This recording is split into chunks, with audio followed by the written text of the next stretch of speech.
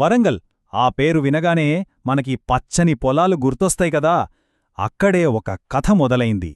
ఇది కేవలం మట్టి, పంటల కథ కాదు, తరతరాలకు స్ఫూర్తినిచ్చే ప్రేమ, త్యాగం, ఇంకా వీడిపోని బంధాల గురించిన ఒక వారసత్వ గాథ. ఈ కథ మనందర్నీ కదిలిస్తుంది. అసలీ కథకు ప్రాణం ఏదైనా ఉందంటే అది వరంగల్ భూమే.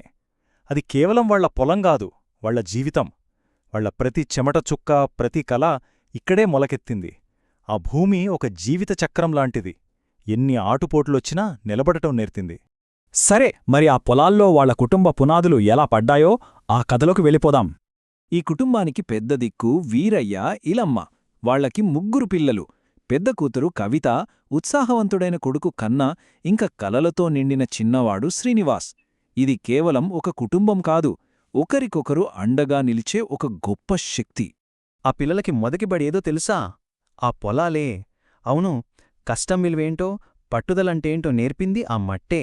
లాంతర్ వెలుగులో కన్న చదువుకుంటుంటే కవిత ఇంటి పనులో అమ్మకు సాయం చేసేది. ఆ తల్లిదండ్రులు వాళ్లు పడిన కష్టమంతా తమ పిల్లల భవిష్యత్తు కోసమే. వాళ్లు తమ చెమట చుక్కలతో ఒక త్యాగాల పంట పండించారు. చూస్తుండగానే ఆ త్యాగాలు ఫలించాయి. పెద్ద కూతురు కవితకి మంచి సంబంధం కుదిరింది.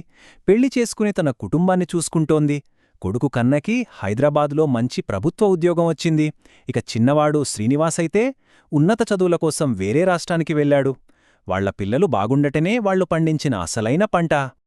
అంత సంతోషంగా ఉంది అనుకుంటున్న టైంలో విధి వాళ్ల జీవితాల్లోకి ఒక పెద్ద తుఫాన్ను తీసుకొచ్చింది.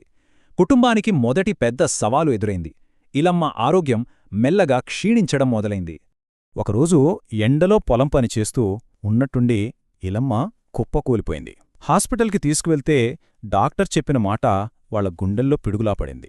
ఆమెకు పూర్తి విశ్రాంతి కావాలి, ఇక కష్టపడకూడదని ఖరాఖండిగా చెప్పారు. ఆ క్షణం నుంచి వాళ్ల జీవితం మారిపోయింది. ఇక అప్పట్నుంచి కవిత, కన్న తమ తల్లిని అపురూపంగా చూసుకోవటం మొదలుపెట్టారు. అమ్మకి ఇష్టమైన రాగి ముద్ద చేసి పెట్టడం, అలసిపోయిన ఆమె కాళ్లకి మర్దన చేయటం, ఆమెను ఏ పని చేయనివ్వకుండా చూసుకోవటం, చివరికి మెరుగైన వైద్యం కోసం ఆమెను నగరానికి కూడా తీసుకెళ్లారు. ఇంత జరుగుతున్నా ఇలమ్మ మనసంతా చిన్న కొడుకు శ్రీనివాసుమీదే ఉంది.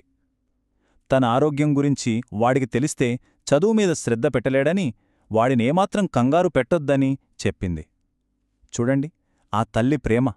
తన బాధలో కూడా ఆమెకు కొడుకు భవిష్యత్తే ముఖ్యం. ఎన్ని చేసినా విధిని మార్చలేకపోయారు. ఇలమ్మ వాళ్లందరినీ వదిలి శాశ్వతంగా వెళ్ళిపోయింది. ఆ కుటుంబం మీద అంతులేని దుఃఖం కమ్ముకుంది. ఆ బాధ ఒక్కొక్కర్లో ఒక్కోలా బయటపడింది. తండ్రి వీరయ్య నోట మాట రాక నిశ్శబ్దంగా కన్నీళ్లు పట్టుకున్నాడు. తన జీవిత భాగస్వామిని కోల్పోయిన బాధ అది. కూతురు కవితైతే గుండెలు పగిలేలా ఏడ్చింది. తన అమ్మని కోల్పోయిన వేదన ఆమె కన్నీళ్లలో కనిపిస్తోంది. కొడుకు కన్నా ఆ నిస్సహాయతని, బాధని పిడికిళ్లలో బిగించాడు. బహుశా తన తల్లిని కాపాడుకోలేకపోయాననే ఆవేదనేమో అదు. చివరికి ఈ విషాదం గురించి తెలిసి చిన్న కొడుకు శ్రీనివాస్ ఇంటికి తిరిగి వచ్చాడు. అతని రాకతో ఆ ఇంటి దుఃఖం పరిపూర్ణమైంది. అలాంటి చీకటి సమయంలో వాళ్ల జీవితంలోకి ఒక చిన్న ఆశకిరణం వచ్చింది.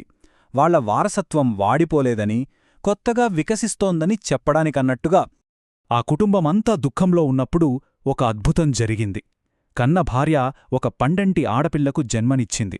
ఆ పాప రాకతో ఆ ఇంట్లో మళ్లీ దీపం వెలిగినట్టయింది. ఇక అప్పట్నుంచి ఆ కుటుంబం మొత్తం ఇలమ్మ మీదున్న ప్రేమంతా ఆ పాపమీద చూపించటం మొదలుపెట్టారు. కన్న పాత జోలపాటలు పాడుతుంటే కవిత ఆ పాపకి జడల్లేది. తాతయ్య వీరయ్య పొలాల కథలు చెప్పేవాడు. శ్రీనివాస్ ఇంటికొచ్చినప్పుడల్లా ఆ పాపతో ఆడుకునేవాడు. ఆ పాప రూపంలోనే ఇలమ్మ ప్రేమ, ఆమె సంరక్షణ, ఆ వారసత్వం మళ్లీ చిగురించింది. ఈ కథ విన్నప్పుడు మనకి ఒక ప్రశ్నొస్తుంది. ఒక మనిషి జీవితకాలం ముగిసిపోయాక కూడా వాళ్ల ప్రేమ ఎలా బ్రతికుంటుంది? బహుశా ఇలా త్యాగంలో, అనుబంధంలో, ఒక తరం నుంచి మరో తరానికి అందే ప్రేమలోనే ఆ వారసత్వం దాగి ఉంటుందేమో.